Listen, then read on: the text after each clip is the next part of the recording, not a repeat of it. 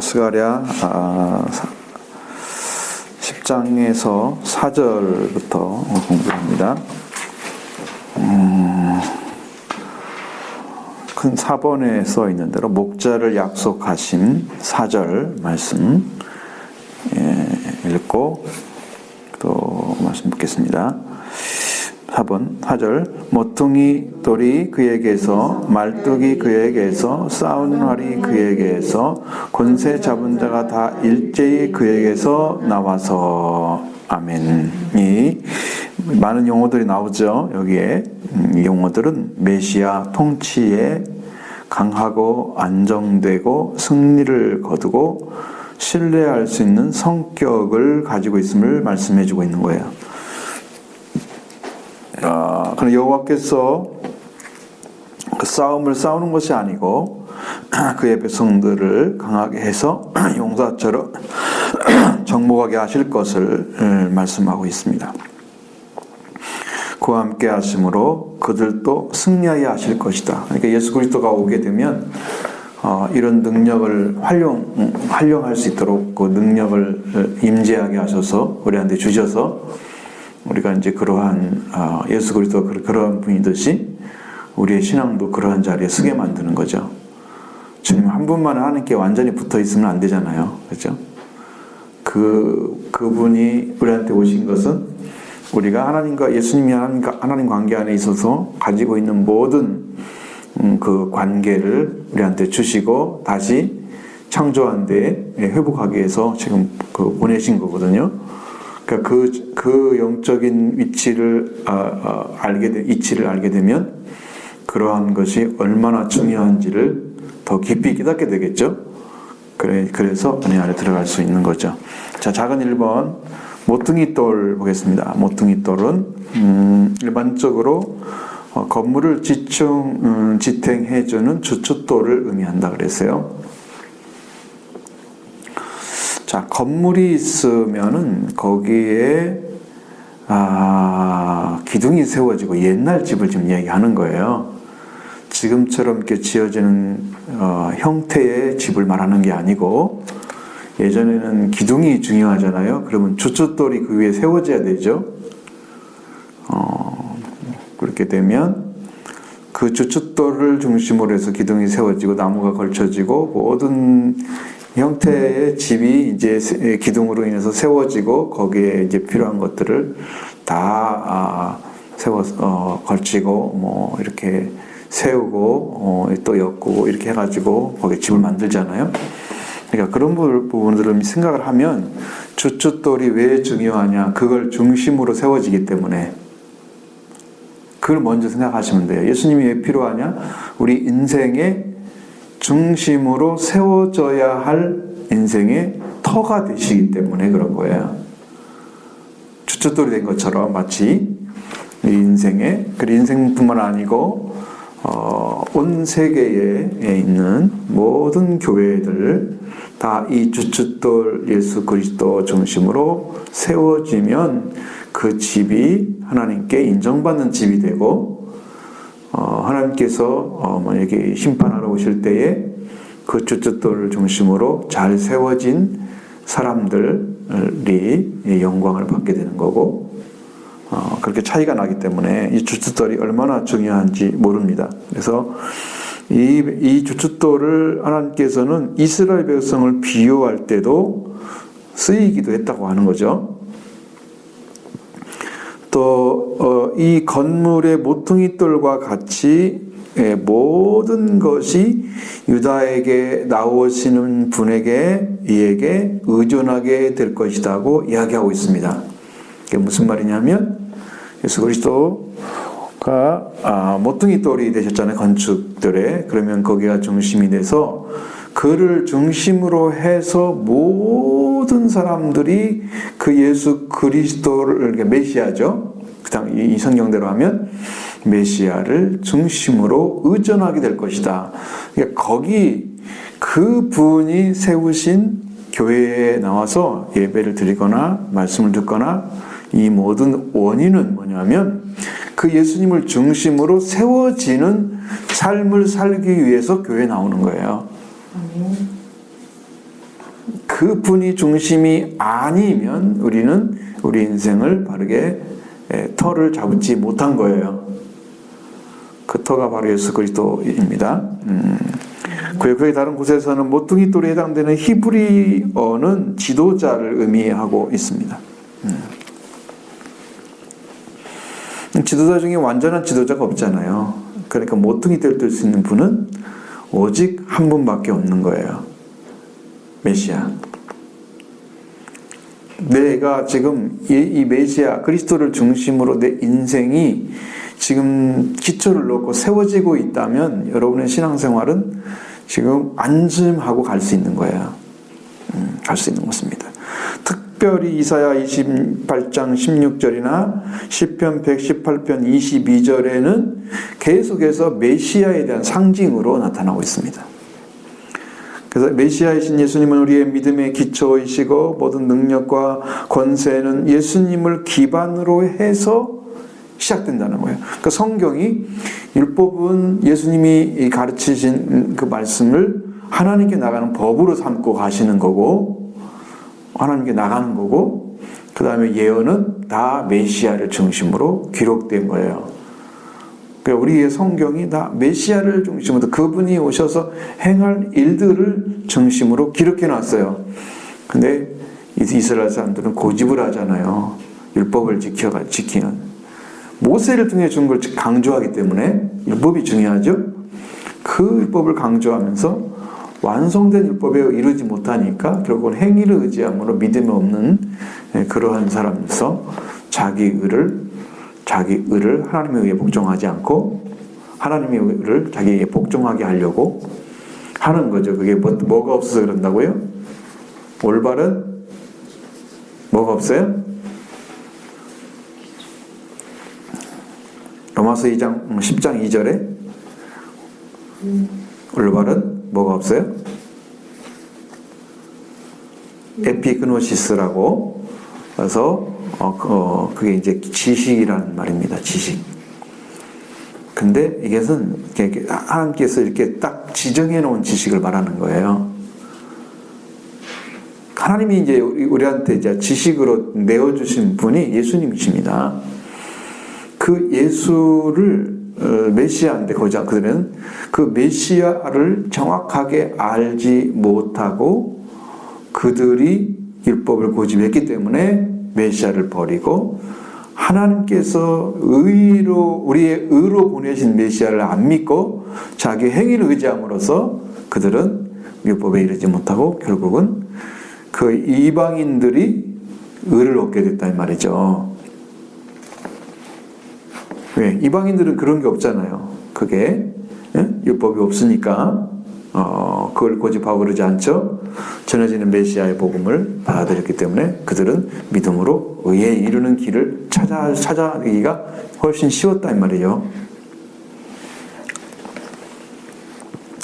그 차이가 너무 큽니다. 그래서 시편 118편 22절에서처럼 그분은 교회에 빛나는 영광이 되십니다. 머릿돌이죠.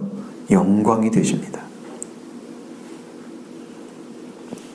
하나님의 영광의 광채이십니다. 빛으로 오셨습니다. 이 표현은 바로 신약에 잘 알려진 상징입니다. 빛나는 영광은 오셨다. 자, 시편 118편 22절에 보면 건축자가 버린 돌이 집 모퉁이의 머릿돌이 되었나니. 건축자들은 자기들이 원하는 돌을 사용하기를 원하죠. 왜 그래요? 자기들이 원하는 집을 짓기 위해서 그런 거예요. 그런데 이제 건축자들이 버린 돌이라고 그랬으니까 예수님이 건축자들에게 버림받았다는 거예요. 그럼 건축자들이 누굴까요? 바로 이 세상에 하나님 나라를 세워가는 자들이었어요. 하나님의 영광을 위해서 부름받은 자들이었어요. 근데 그들이 올바른 그리스도를 알지 못하고 그들이 세워갔던 것은 뭐예요? 그건 율법이 중심이었잖아요. 그리고 메시아가 없었죠. 그들이 세워가는 것들은 행위에 의존한 그리고 또 불문율법을 만들어서 600가지 29가지 를 만들어서 그걸 지켜야만 올바른 신앙인 것처럼 행위를 얼마나 강조했는지를 알 수 있습니다. 거짓된 것들은 너무나 포장을 많이 시켜놨어요. 하나님의 어떤 약속의 말씀과 전혀 다르게 같은 것도 있겠지만 너무 많은 부분들이 곱게 되고, 그래서 그게 그들이 건축자들이에요. 그걸로 이 땅에 하나님 나라가 세워지는 게 아니고 메시아를 중심으로 세워져야 되는 거예요. 기초돌이 안 세워진 상태에서 없는 상태에서 거기에 율법의 행위로서 하나님께 나갈 수가 없기 때문에 하나님 나라가 임하에 오지 않죠. 하나님께 나갈 수 없는 사람들 함께 가가지고 하나님이 부르진다고 하나님이 나라를 내려주지 않으세요. 그러니까 이게 신앙이라는 게 굉장히 많은 부분에서 우리가 지금 이해 못하는 부분들이 엄청 많아요. 제가 이제 그걸 이해를 시키기 위해서는 굉장히 많은 말씀을 드려야 되는데 그걸 또 하기는 또 시간이 없고, 건축자의 버린 돌이 집 모퉁이의 머릿돌이 되게 하신 분이 하나님이시다. 유대인들은 버렸지만 이제 예수 그리스도를 하나님께서 주와 그리스도가 되게 하셨다. 그렇게 해서 예수 그리스도가 모퉁이의 머릿돌이 되셨다고 했습니다. 고린도전서 11장 3장 11절에는 이 닦아둔 것 외에 능히 터를 닦아줄 자가 없으니 이 터는 누구라고요? 그리스도, 예수 그리스도이십니다. 그러니까 우리가 성경이 무엇을 중심으로 썼고 무엇을 중심으로 믿어야 되는가를 정확하게 인지하지 못한 상태에서 신앙생활을 하는 것은 엉터리인 거예요. 무엇을 중심으로 살아야 되는지를 찾아내야만이 그게 신앙인 거예요. 무엇을 찾아서 가야 되는지를 정확히 인지를 해야 그게 믿음의 자리에 설 수 있는 거예요. 근데 우리가 모범으로 삼고 기준을 삼아야 할 예수 그리스도가 우리 신앙의 기준이 되면 여러분은 그 터를 잡은 거예요. 그리스도가 중심이어야 되기 때문에. 거기다가 이제 변치 않는 이제 올바른 그 삶을 살아주는 영원한 언약 말씀을 붙잡고 간 사람들, 이 사람들은 금과 은과 보석으로 세워진 거죠. 집이. 아니면 이제 말씀이 아닌 거죠. 세상의 것들을 다 불로 태워줄 수 있는 집이나 나무나 풀이나 이런 것들을 붙잡고 가는 사람들은 거의 전부 다 이제 이게 이 세상의 것들 중심으로 살아간 거예요. 말씀이 아니에요. 약속의 말씀이 아니에요. 그렇게 인생을 허무하게 살아가다가 예수를 믿고 살아가다가 결국은 공력을 판단할 때가 딱 오니까 불로 심판을 하게 되니까 다 불타버리잖아요. 근데 뭐가 남았어요? 터만 남았죠. 그러니까 예수님은 버리지 않았으니까 하나님이 구원을 시키는데 그의 영광이 없어지는 거죠. 없어진 게 아니라 없지요. 원래 그걸로 지었으니까 영광의 삶을 못 살았죠. 하나님께 영광을 돌려드리는 그 존귀한 생명을 중심으로, 부활을 중심으로, 십자가를 중심으로 살지 않았어요. 그래서 이게 그렇게 되는 거죠. 그래서 베드로전서 2장 6절 말씀처럼 거기도 기록되어 있죠. 됐나요? 한번 보시죠. 너희도 산돌같이 신령한 집으로 세워지고 예수 그리스도로 말미암아 하나님이 기쁘게 받으실 신령한 제사를 드릴 거룩한 제사장이 될지니라. 여기 산돌 자체가 예수 그리스도를 가리키는 거예요. 예수님이 살아있는 돌이에요. 그러니까 죽은 돌이 아니야. 예수 그리스도와 같이 영원히 그 집에 기둥이 주춧돌이 되시고 오퉁이돌이 되셔서 영원히 살아계신 분이기 때문에 산돌로 표현된 거예요. 근데 그 돌이 똑같은 돌이야. 예를 들어서 교회가 세워지는 돌이 어디예요? 이 교회를 어디에 세운다고요? 반석 위에 내 교회를 세우리니 그랬잖아요. 그 반석이 예수 그리스도를 가리키는 거예요. 예수님이 하나님의 아들이고 그리스도인 것을 고백하는 것이, 그걸 믿는 것이 그 반석이 됐어요. 왜? 그것은 사탄의 권세, 세력이 이길 수가 없는 권세를 가지고 있어요. 그 이름이, 그를 아는 것이, 그 지식이. 그래서 반석 위에 교회를 세워지는 건데 바로 그 반석 되시는 분이 산돌이신 거예요.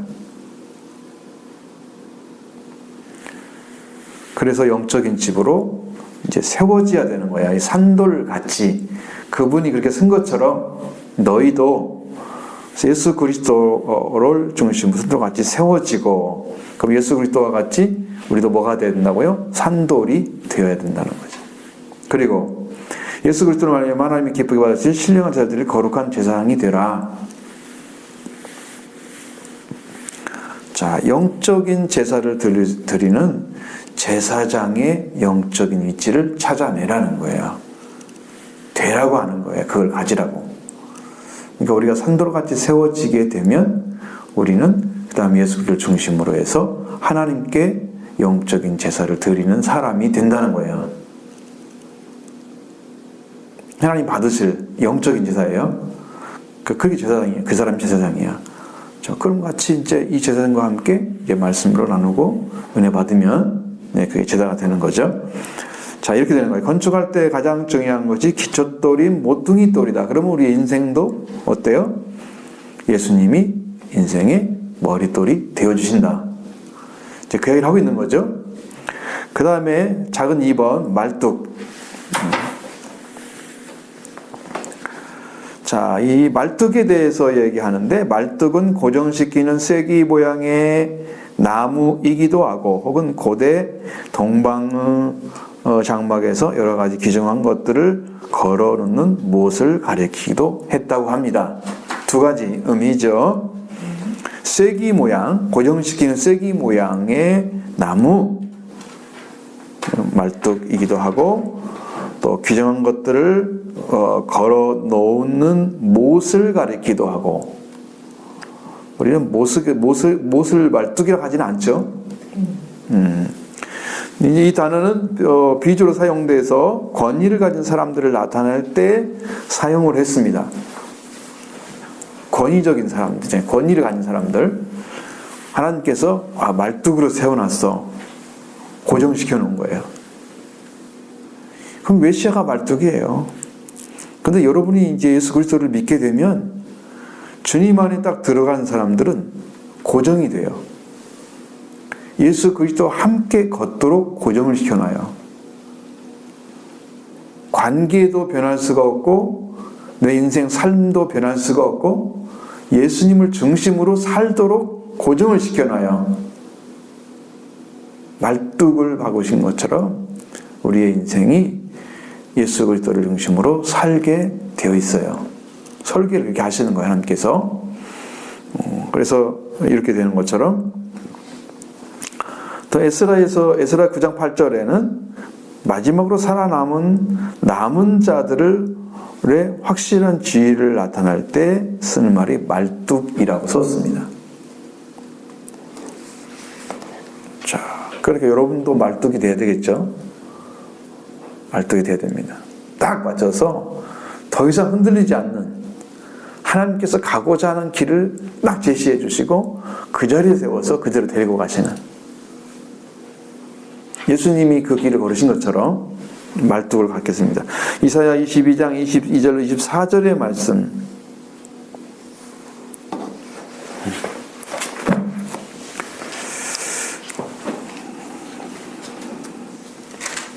이사야 22장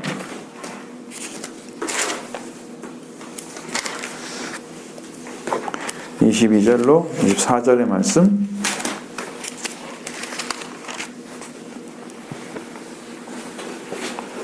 그의 아버지 집의 모든 영광이 그 위에 걸리리니 그 후손과 족속되는 각 작은 그릇 곧 정지로부터 모든 항아리까지니라. 25절에 만군의 여호와께서 이러시되, 거기도 나오죠. 단단한 곳에 박혔던 못이 사그리니 그 못이 부러져서 떨어짐으로 그 위에 걸렸던 물건들이 부서지리라 하셨느니라. 그러면 22절부터 보겠습니다. 22절. 내가 또 다윗의 집의 열쇠를 그의 어깨에 두리니 그가 열면 닫을 자가 없겠고 닫으면 열 자가 없으리라. 그 못이 단단한 곳에 박힌같이 그를 견고하게 하리니 그가 그의 아버지 집의 영광의 보좌가 될 것이요. 여기 이제 단단하게 박혀지는 거예요. 고정되는 거예요. 그것이. 그지 말뚝과 같은 의미. 근데 못으로도 사용됐다 그랬죠. 자, 못을 박아버리면 거기는 이제 빼기가 어렵잖아요. 딱 그것처럼 성경으로 고정시켜 놓으면 여러분 그 자리에 서서 그 삶을 살아야 되는 것처럼 왕권도 그렇게 해주겠다. 응? 왕의 영광의 보좌가 그 아버지 집 영광의 보좌가 될 것이다. 견고하게 만든 못을 박힌 것처럼 만들어서 그렇게 하겠다.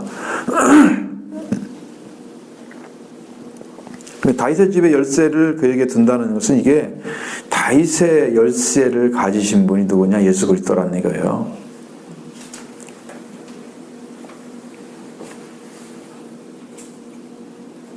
다윗의 열쇠. 못이 단단하게 박힌 것처럼 견고하게 될 것이고 닫으면 여덟 자가 없고 열면 닫을 자가 없는 그 완전한 열쇠를 예수 그리스도가 가지고 오신다는 거예요. 여러분 이 땅에 있는 것들도 열쇠가 좋은 것은 못 열잖아요. 비밀 같은 거 있잖아요, 여러분. 우리 이제 우리가 가지고 있는 폰도요 열지 못하도록 아무리 비밀 열쇠가 해도 못 열도록 만든대요. 특히 이제 애플 쓰는 거기는 그걸 저장해 놓으면 누구도 못 열게 만들어 버린대요. 꼭 그 사람만 알아야 돼. 이게 얼마나 이제 개인주의가 발달돼서 그 인권을 존중하는지는 알겠는데, 이럴 때 이제 그러면 그 폰을 쓴 사람들은 본인이 안 열어주면 이 폰은 영원히 그냥 닫혀버리고 끝나버리는 거예요. 그 안에 비밀들을 하나도 캐낼 수가 없어요. 그런 식으로 만드는 거예요. 내가 여기도 영적인 것도 하나님의 영광을 위해서 이렇게 쓰임받은, 이렇게 세워지는 예수 그리스도, 하나님께서 세워진 그 예수 그리스도 가진 권위, 권세가 이렇게 큰 거예요. 그런 얘기를 지금 여기다 써놨어요. 그럼 여기도 이제 그게 관련되어 있겠죠. 22절, 이사야 22장 21, 24절의 말씀에 유사한 내용, 후자가, 용법은 바로 이제 못에 관련된 것입니다. 그래서 하나님의 국가인 엘리야김에게 단단한 곳에 못 박힌 귀중품을 걸어놓은 것처럼 영광과 존귀와 영광을 더하셨다라고 말씀하고 있습니다. 그래서 그리스도께서 존귀와 영광을 더하실 것이다. 그리스도께도 똑같이 그래서 말뚝은 천막을 단단히 고정시켜주는 역할을 한다. 말뚝 되시는 예수님은 함께 하시면 흔들리지 않는다. 영원히 흔들리지 않게 하시는 거예요. 제가 이제 반석이란 말을 여러 번 썼죠. 흔들리지 않는 반석과 같은 역할을 하시는 분이시다. 그 다음에 싸우는 화살이라고 나와 있습니다. 화살은 군사의 정복에 필요한 힘을 상징하는 것입니다. 지금 이제 말하면 군인들은 대부분 다 총이 있어야 되잖아요. 그 외에 외에 무기들이 많이 있죠. 그래 포병들이 따로 있고 개인이 가질 수 있는 수류탄이나 여러 가지 무기들이 있죠. 근데 그때는 가장 강력한 무기가 활이었어요. 왜 멀리까지 쏴서 적을 물리칠 수만 있다면 그게 승리의 비결이었기 때문에. 그래서 싸우는 활을 지금 이야기하고 있는 거예요. 그럼 정복에 필요한 힘, 그건 활이죠. 그 힘을 상징하는 거예요. 정복에 필요한 힘을 상징하는 것이 싸우는 활입니다. 그럼 자기 백성의 모든 대적을 극복시키실 승리의 왕인 그리스도를 묘사하는 말입니다. 근데 예수 그리스도가 싸우는 활이 되셔서 이미 이제 사탄하고 싸워서 승리하셨죠. 완전한 승리를 주셨습니다. 그래서 이게 메시아가 가지고 있는 활, 활을 가지고 싸우고 더 싸우고 하시더라서 이게 활은 그런 의미가 아니죠. 우리 이제 첫째 인을 떼실 때는 흰말을 타고 나오는 자가 활을 가지고 싸우고 막 나오죠. 그게 정복하면서 그분이 메시아가 아닌 거예요. 여기는 사람들을 싸우는 게 아니고 사단을 싸우는 거예요. 예수님은 사람하고 싸우지 않으셨죠? 오셔서 사람들의 죄를 다 짊어지고 용서를 빌으셨지. 자기를 받게 하고 못 박는 자들을 위해서 기도하셨죠. 절대 사람을 싸운 게 아니에요. 사람을 싸운 게 아니에요. 예수님은 그런 논쟁하시는 분이 아니었어요. 백성의 모든 제 대적을 자기 백성의 모든 대적을 굴복시키실 승리의 왕인 그리스도를 묘사하는 말로 쓰여졌다. 그러니까 자기 백성들을 살리기 위해서 그 힘을 사용하시는 거예요. 자기 백성들은 뭐에 뭉쳐져 있어요? 뭐에 지금 그들이 사로잡혀 있어요? 응? 죄에 사로잡혀 있죠? 그 죄를 가지고 있는 그 하나님과 관계 끊어진 상태에서 존재하는 더러운 영, 악한 영, 악신, 사탄, 마귀, 옛뱀 이렇게 불려지는 이 더러운 존재를 백성들이 이제 백성들을 묶고 있으니까 그들을 싸우시기 위해서 그들을 풀어주시기 위해서 그 화살이 싸우는 화살이 되셔서 그들을 이제 승리를 안겨주시기 위해서 그렇게 싸우시는 그 싸우는 화살로 묘사되어 있다는 거죠.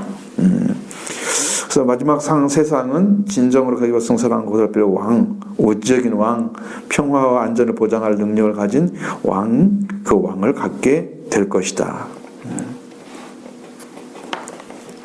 그래서 활이 없으면 싸우는 활이 없으면 싸울 수가 없어요.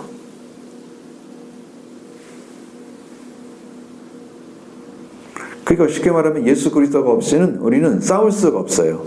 예수님이 승리가 없이는 우리는 사탄과 싸울 수가 없어요. 사탄에게 패배한 게 인간이잖아요. 뱀에게 진 게 인간이잖아요. 뱀을 이길 수 있는 능력이 없죠. 인간은 이미 죄에 사로잡히고 사망이 왔죠. 저주받아서. 그러니까 우리는 싸워서 승리할 수 있는 방법은 인간에게는 없습니다. 그러니까 하나로 싸우는 능력, 우리에게 승리를 주신 예수 그리스도를 믿고 그 주님이 주시는 영적인 위치를 찾고 그의 능력을 힘입어서 이제 그 믿음을 통해서 세상을 이기게 되고 마귀를 이기게 됩니다. 우리의 능력이 아닙니다. 그분의 능력을 받아야 되기 때문에 믿음이 필요한 거예요. 예수 그리스도에 대한 믿음. 그분이 이기신 능력을 가져와야지 그 능력을 사용할 수 있기 때문에 그러려면 믿음을 가져야 하잖아요. 그래서 믿음이 이기네. 주 예수를 믿는 믿음이 온 세상 이기네. 찬송하잖아요. 이길 수 있는 길은 딱 그거밖에 없어요. 싸우는 활이 되어서 우리 분명히 우리한테 허락해 주실 거예요. 그 다음에 권세 잡은 자.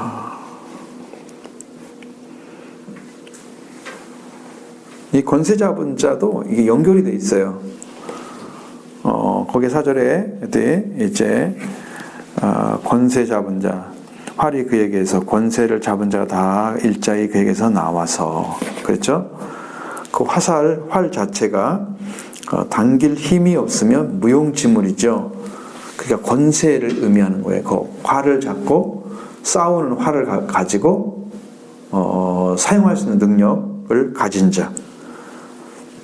활을 당겨서 활을 쏠 수 있는 그걸 권세자라고 그래요. 권세 잡은 자 여기서 그런 능력을 다 누구에서 나온다?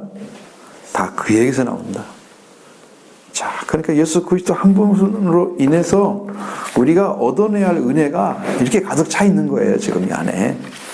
예수 그리스도 안에. 그 다음에 5번입니다. 그 5번. 목자의 임무 10장 5절로 12절 말씀. 자, 5절 말씀 먼저 보겠습니다. 5절 말씀 읽어보겠습니다. 같이. 싸울 때에 용사같이 거리의 진흙 중에 연수를 밟을 것이라 여호와가 그들과 함께 한즉 그들이 싸워 말탄 자들을 부끄럽게 하리라. 아멘. 자, 이 말씀이죠. 함께 하신다, 함께 하신다는 거죠. 함께 하시는 분.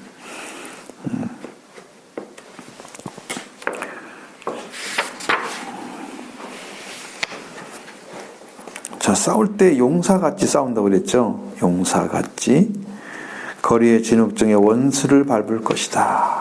그랬습니다.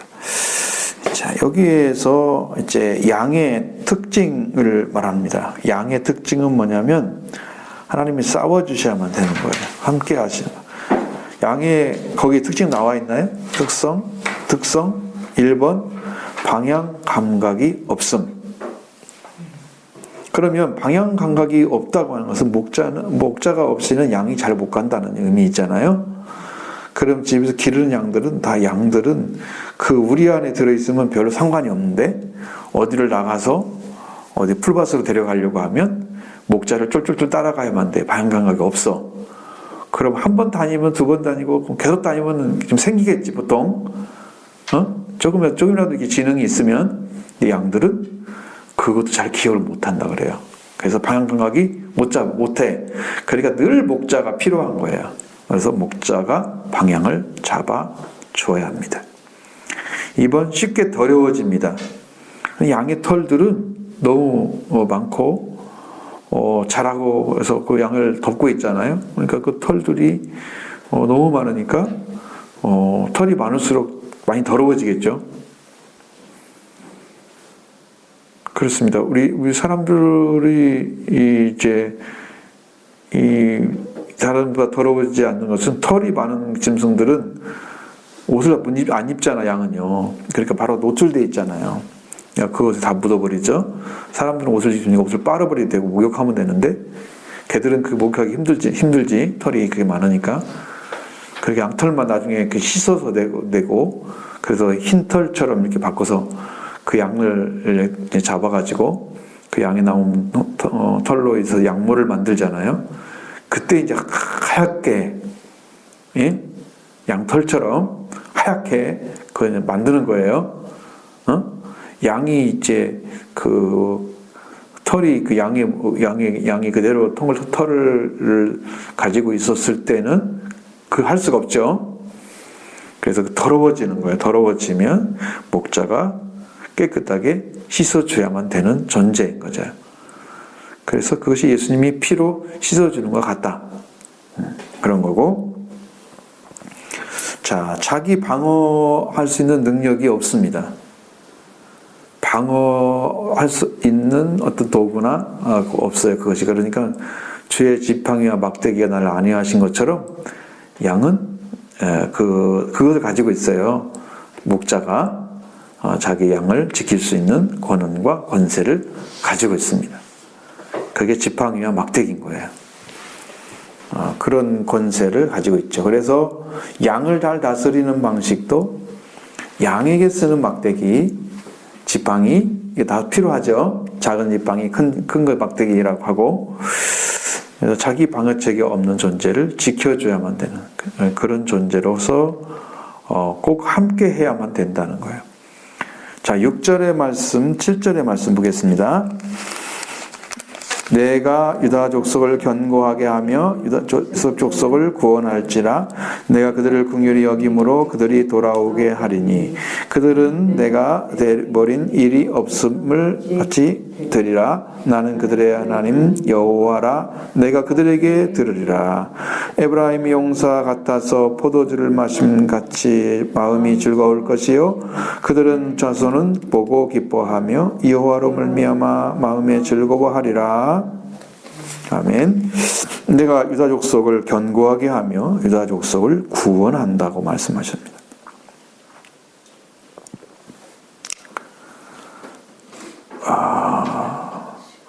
요셉 족속을 구원한다고 말씀하십니다. 그런데 이제 여기에 나타난 주님은 우리를 위난에서 건져내시는 목자가 되는 것을 가르쳐주고 있습니다.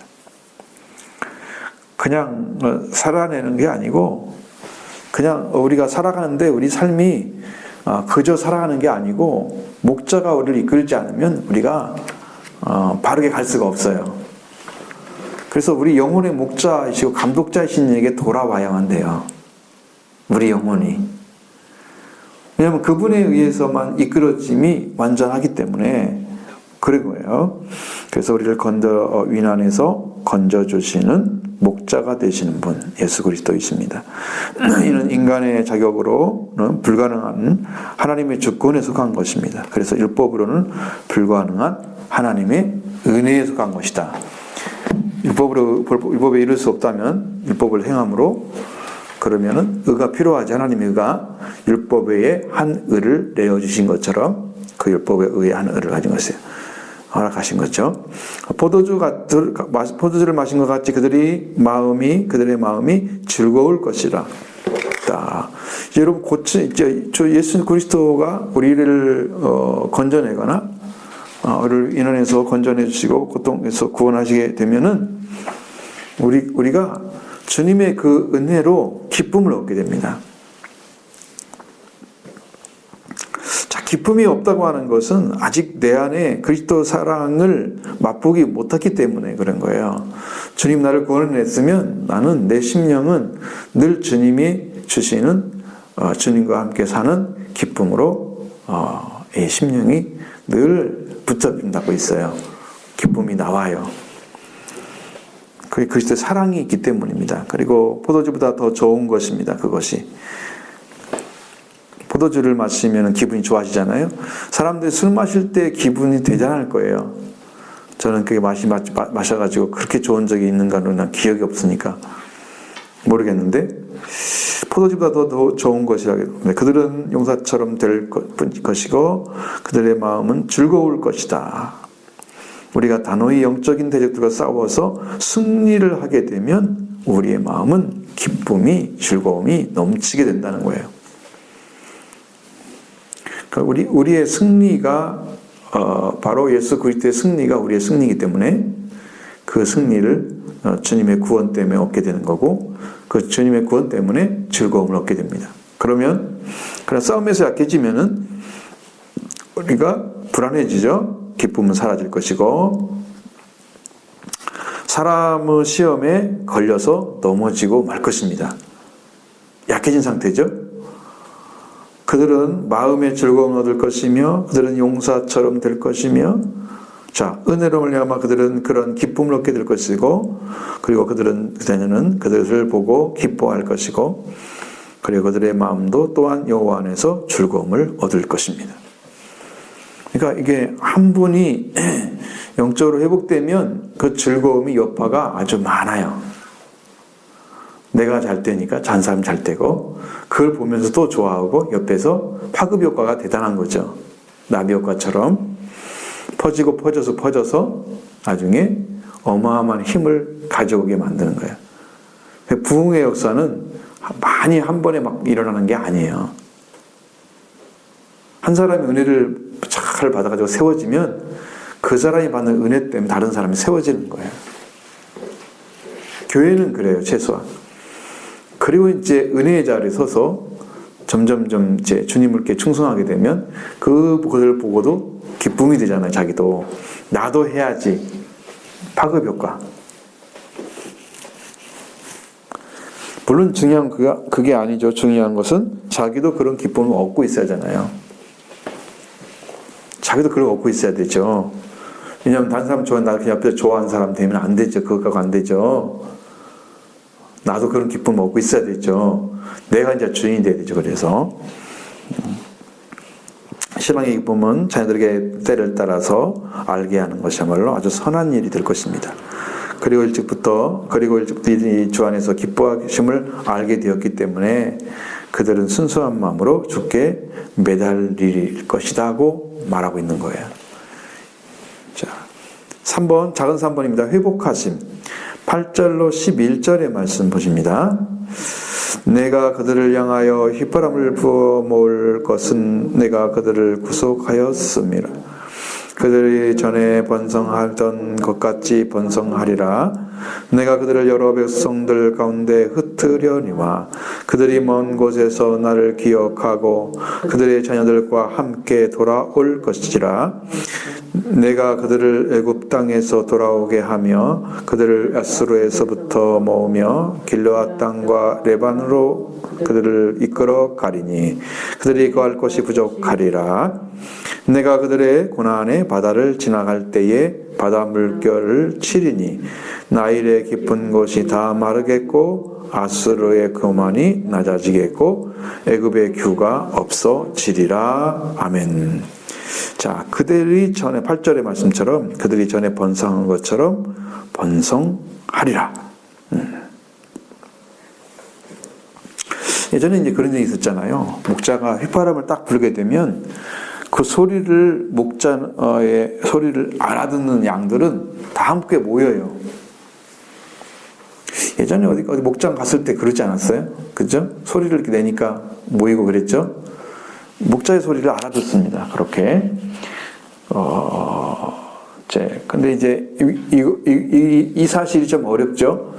하나님께서 당신의 백성들을 모아야 되는데 아주 쉬운 일이라는 것을 의미해 주고 있습니다. 무슨 말이냐면 자기 백성들은 목자의 휘파람 소리를 듣는다는 거예요. 익숙하니까. 자기 백성이 아닌 자들은 저기 뭔 소리지? 나와 상관없는 거네? 안 들려가겠죠? 그러니까 모아지지가 않죠. 쉬운 일이 아니죠. 특히 여러 지방에서 당신의 백성들을 모은다는 것은 이것은 신약에서 일어날 일입니다. 이제 하나님께서 복음을 전해서 그들이 복음을 듣고 구원을 받고 이런 은혜를 받는 자들이 나타나겠죠. 그렇지 못하는 자도 있겠지만 이렇게 해서 사방에서 하나님께 돌아올 자들의 모습을 지금 그려내고 있습니다. 여기서 네, 이 악이 번성하고 승리하는 것 같지만 그것은 사람의 생각이지 하나님께는 아무것도 아닌 것입니다. 그러므로 성도는 믿음을 가지고 지키고 참고 견디는 것이 필요한 겁니다. 왜?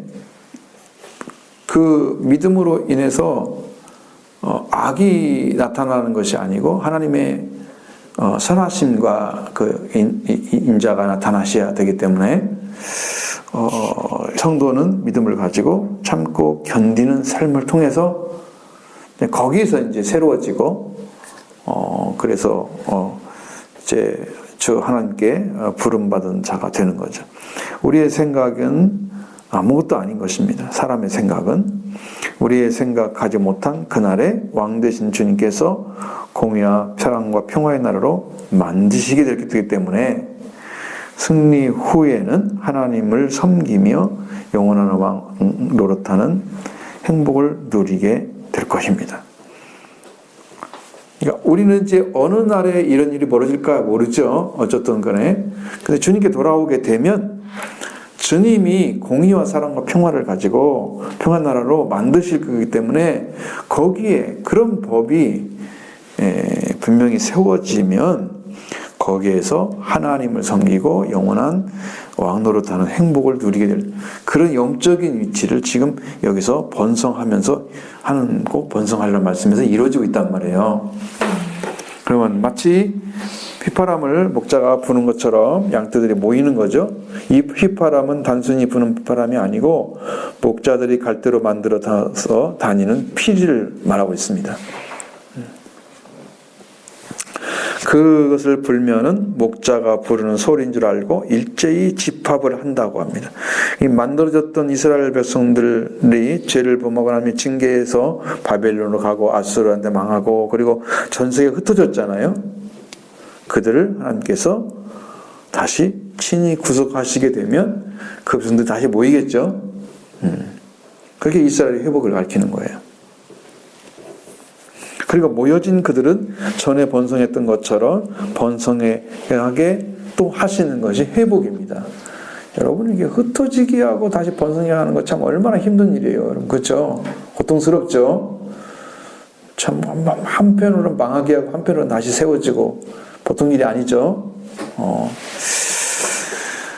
자, 그렇기 때문에 이것은 이제 하나의 미리 죽음으로 가능해지는 번성입니다. 10장의 핵심은 뭐가 있냐면은 구속에 있습니다.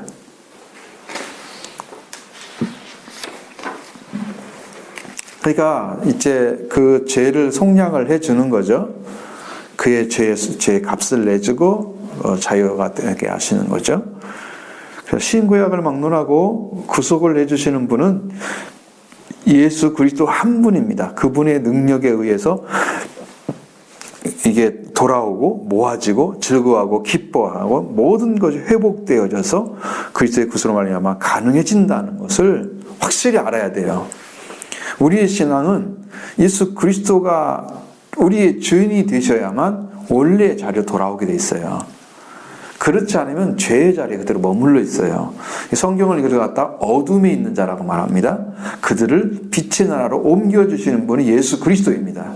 그러니까 그 권세에 의해서 이루어지기 때문에 그분이 있어야만 되는 거예요. 그래서 우리가 그분을 믿고 있는 거죠. 응? 우리의 구속주는 그리스도 한 분밖에 없습니다. 이것을 확신하시고 나와야 됩니다. 내가 그들을 열방에 뿌리려니와 그들이 원방에서 나를 기억하고 그들의 자녀와 함께 다 생존하여 돌아올지라. 9절의 말씀이잖아요. 예를 들면 범죄해서 하나님의 징계에 의해서 흩어졌던 이스라엘 백성들이 다시 모여서 나라를 회복한다는 말이에요.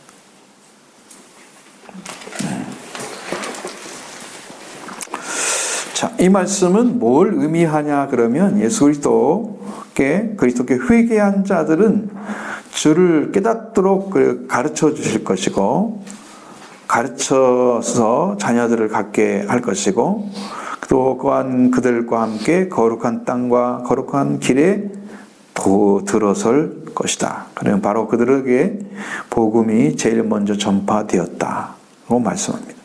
약속은 너희와 너희 자녀들에게 한 것이라. 사도행전 2장 39절에 한 것처럼 그 백성들에게 복음이 제일 먼저 전파가 되어서 자, 이스라엘 민족이 방해제 광야 바벨론에 돌아오고 그 다음에 돌아와서 또 슬발 성전을 세우고 있다가 다시 이제 신구약 중간 시대에 들어가고 400년이라는 세월 동안에 들어가고 그리고 다시 예수 그리스도가 오실 때까지 그들에게 복음이 없었잖아요.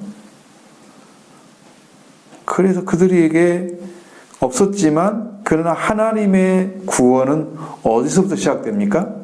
흩어버렸던 그리고 다시 모아서 또 선지자가 끊어진 시대를 살았던 그들에게 요한이 나타나서 회개를 내치고 그리스도가 나타나시잖아요.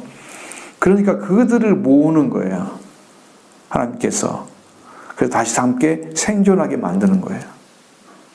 그게 하나님의 은혜의 역사였어요. 열방에다 뿌려버리면 어떻게 돼요? 그들이 버림받은 거죠? 다시 모을 것입니다. 마지막 때도 그렇게 될 거예요. 결국은 그들은 사라지지 않도록 열방에 다시 흩어지게 되었다가 그리스도의 권속들이 결코 땅 위에서 사라지지 않을 것이고 그가 구해놓은 소유물의 상자를 잃어버린 일이 없을 것이다. 그것처럼 예수 그리스도가 오시면 다시 그들이 구해질 것입니다. 그게 다 함께 생존한다는 의미입니다.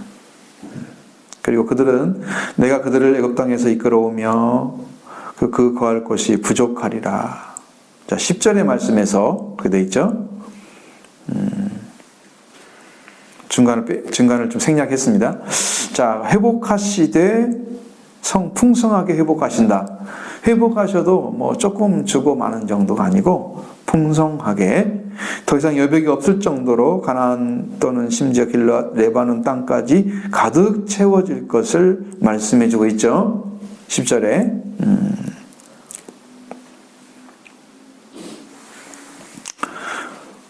그래서 이제 하나님은 단지 유다에서만 알려졌던 것이고 그의 이름은 이스라엘 안에서만 위대한 이름으로 통했습니다.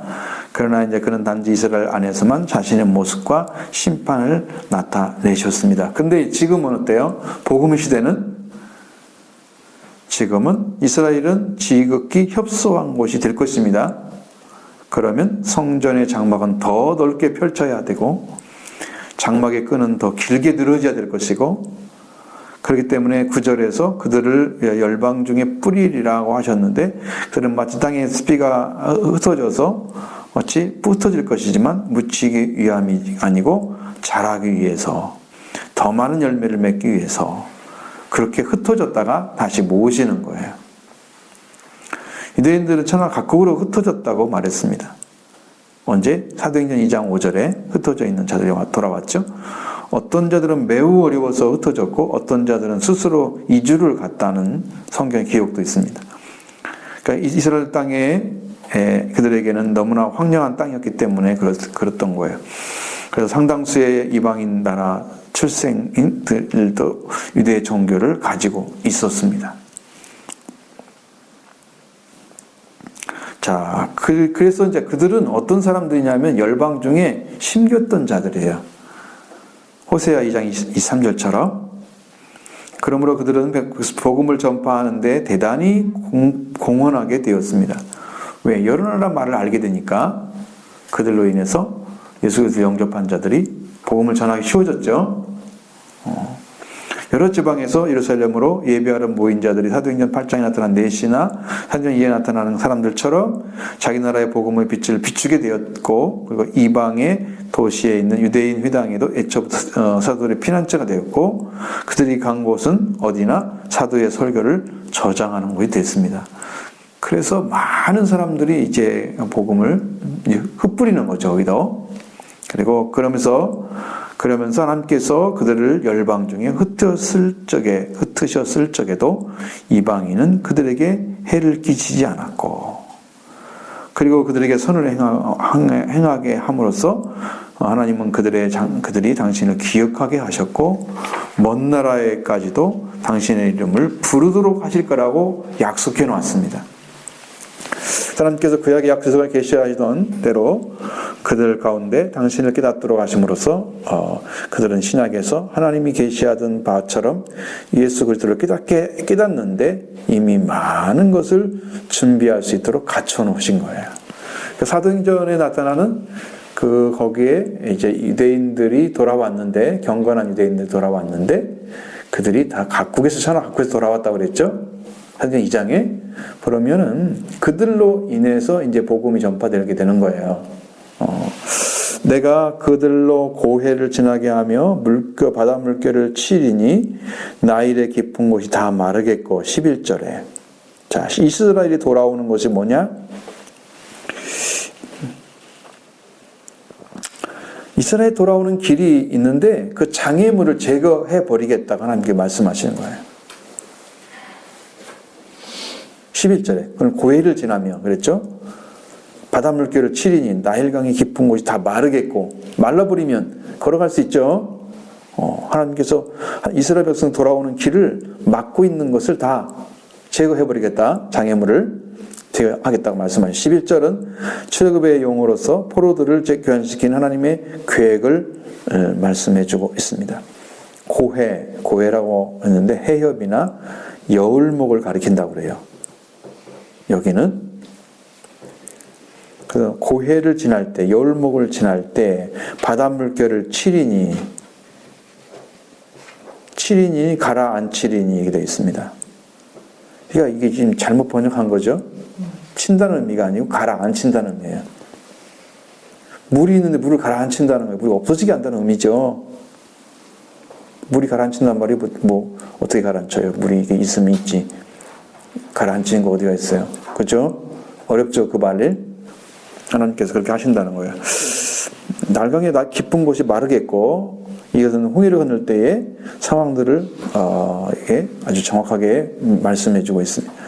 이제 의심의 여지 없이 애국과 아스로의 왕권이 끝나게 될 것이고, 비유적에도 강한 두 제국을 망하게 하시는 하나님께서 세상의 모든 권세를 제압하실 것이다.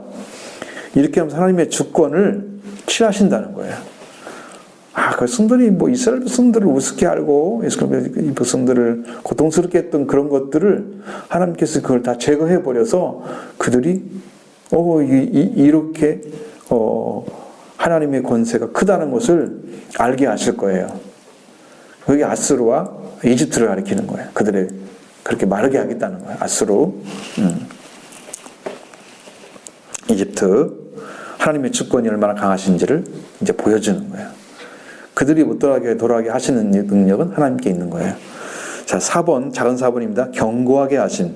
12절. 내가 그들에게 나 여호와를 의지하여 견고하게 하리니 그들이 내 이름으로 행하리라. 나 여호와의 말이니라. 아멘. 나 여호와를 의지하게 하여 견고하게 할 것이다. 자, 보시면 하나님을 의지할수록 우리는 더 견고해진다는 거예요. 참 어려운 것입니다. 왜 어렵냐 그러면 사람의 생각 속에는 상황을 계산을 해요. 항상 하나님이 하실 것을 의지하는 것이 먼저가 아니고 내 상황이 이런데 어떻게 하실 수 있어? 이 상황을 계산하고 들어가니까 이게 지금 믿음이 안 생기는 거죠. 이 어려우니까 하나님 도움이 필요해 라고 생각하는 게 아니고 이 상황은 아무도 타게 할 수가 없어 라고 생각하면 불신하는 거죠. 상황을 가지고 가면 안 돼요. 그러니까 홍해를 가지고 가면 홍해를 하나님이 갈라줘야 되잖아요. 그러니까 하나님께 의지하는 거지. 그걸 불가능한데 가능하게 하시는 분이 하나님이신데 그걸 누가 건너갈 수 있겠습니까? 하나님을 의지할수록 우리는 더 견고해진다. 왜? 강해지기 때문에요. 여호와를 의지하는 자는 용사와 같이 세우실 거예요. 강한 용사처럼 세워주실 거예요. 우리의 목자 되신 예수님만 의지하는 거예요. 왜? 그분이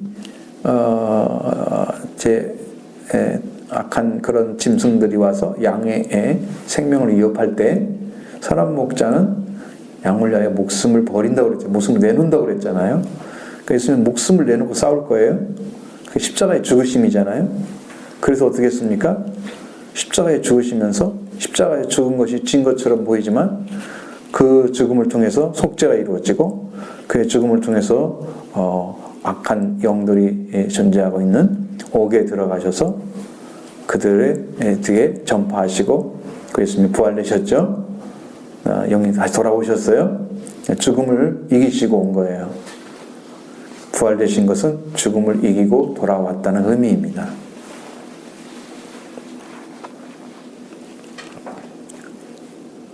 그러니까 예수님 그리스도가 우리가 목자가 되시면 자기의 생명을 내놓고 싸우셨기 때문에 하나님께서 그 자리에 세우셨잖아요. 예수님을 십자가에 지도록. 그러니까 그 생명을 하나님의 영광으로 살리시고 부활되게 하심으로 우리에게 새 생명 가운데 다니게 만들어 놓으신 거예요. 우리는 결코 예수를 따라갔더니 멸망하지 않더라. 영혼은 영원히 살더라. 그 축복을 허락해 주신 거예요. 그래서 우리의 목자가 되시는 예수님만 의지하자. 왜? 우리를 위해서 싸울 분이 없어요. 죄를 위해 싸울 분도 없고 마귀를 이기신 분도 없어요. 땅에. 누가 우리를 살릴 수 있어요? 산자만이 살릴 수 있죠. 예수 그리스도가 산자로 오시기 때문에. 참된 지도자는 주님만을 바라보게 하나 거짓 지도자는 자기를 바라보게 하나 세상을 바라보게 만드는 거예요. 이런 방향을 갖다가 잘못 잡아주면 그 사람이 가는 시간이 어때요? 저쪽 세상으로 돌아왔다가 어디로 갔다가 이렇게 돌아보니까 어디로 가요? 딴 데가 있죠. 허비한 거죠. 그 생활이. 예수님 한 분만 따라갔으면 반드시 갔으니까 지름길로 갔을 텐데 뺑뺑뺑 돌아가게 하는 것은 거짓 목자들이 가르쳐주는 거예요. 자기를 바라보게 만들어. 예수님 바라보는 거예요.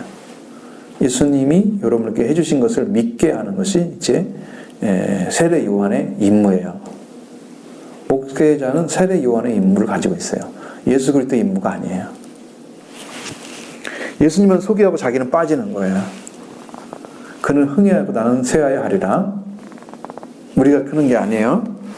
주님이 이 땅 여기에 계셔서 우리 교회에 계셔서 주님의 몸이 커져야 되겠죠. 튼튼해지고 건강해지고 예수 그리스도를 닮은 사람들이 나타나야겠죠. 예수님의 말씀을 받아가지고 영적으로 회복되어 있어야 되겠죠. 그 다음에 한마음 한뜻으로 주님의 뜻을 행해야 되는 그런 사람들이 되죠. 그러니까 영적으로 다 그렇게 이루어지도록 주님 한 분만 전해주면 되는 거예요. 그것이 목적이에요. 자, 그래서 10장은 직접적인 용어를 통해서 잠재적인 내용을 통해서 출애굽의 이미지를 볼 수가 있는데 애굽에서 나올 때에 출애굽은 이스라엘을 하나님의 백성으로 만들고 하나님과 관계를 형성하는데 형성하게 하는 그런 사건이었고요.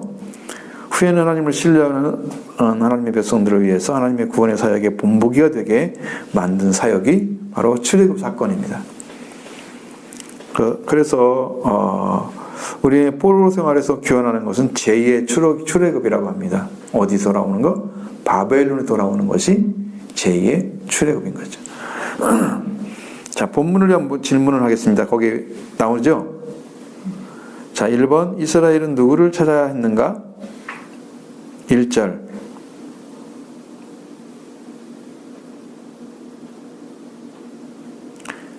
그들은 그들의 무엇으로 위로를 받으려 했는지 그들 교환은 어떠했는가? 2절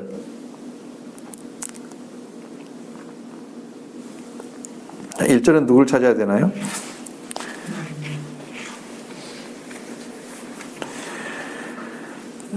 하나님을 찾아야 되죠. 여호와 하나님을 찾아야 되겠죠. 참 목자이신 하나님을 찾아야 됐고 그 다음에 그들은 무엇으로 일을 받으려고 결과는 어떠했습니까? 2절에 뭘 찾았어요? 드라빔들 가져갔죠. 복술자 찾아갔죠. 거짓말 말해줬죠. 그들이 그 위로는 헛되고 백성 양같이 의리해서 목자가 없으므로 공고를 당하게 됐어요. 결과가 그거예요. 하나님을 찾아가지 않으면 하나님 찾는 게 힘들어지는 게 아니라 잘 믿기만 하면 힘들지 않은데 믿음이 없는 사람도 찾을 때는 힘들죠. 그러나 우리는 하나님은 살아 계시기 때문에 여러분이 찾는 자는 다 찾게 될 줄로 믿습니다. 왜? 하나님도 우리가 간절히 찾으면 나를 만날 것이다 약속해놨고요. 그래 찾으러 가셔야 되죠. 자, 그 다음에 2번 4절에서 메시아에 대한 표현들은 어떻게 지혜되고 있습니까? 몇 가지 나오죠? 4절에 모퉁이 돌, 말뚝, 싸운 활, 권세 잡은 자.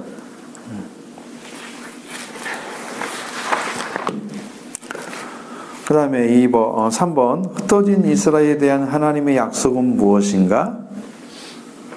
첫 번째로는 6절로 12절의 말씀에 기록되어 있는데 유다 족속을 견고하게 하고 요셉 족속을 구원한다. 그렇죠? 그들이 돌아올 것이다. 먼 곳에서 나를 기억하고 그들의 자녀들과 함께 돌아올 것이다. 돌아온다는 약속을 했죠. 그 다음에 돌아와서 그 사진 구원의 기쁨을 뭐라고 표현했어요? 포도주를 마신 같이 마음이 즐거울 것이다. 돌아온 자들은 그들의 자손은 보고 기뻐하며 여호와를 말미암아 마음에 즐거워하리라. 그 다음에 휘파람을 불어서 그들을 모을 것이라 말씀하셨죠.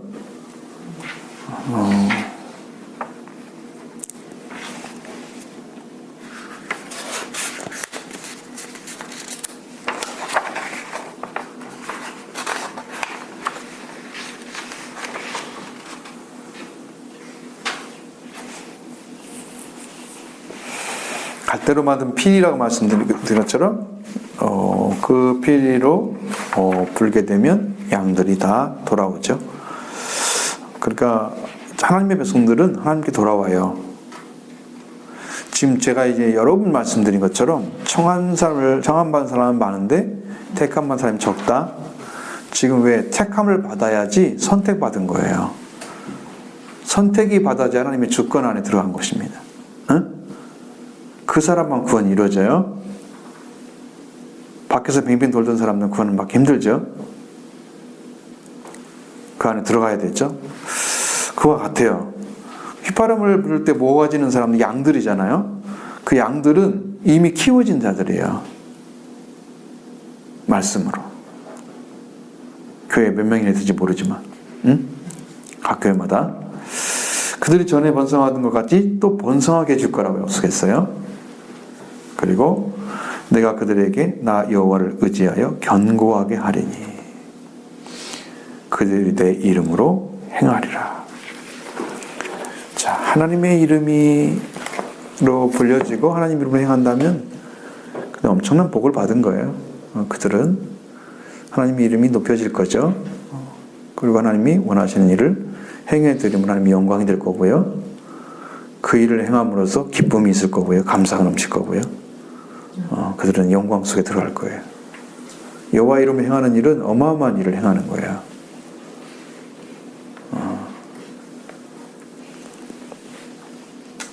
그런 복된 역사를 이뤄가게 될 것입니다.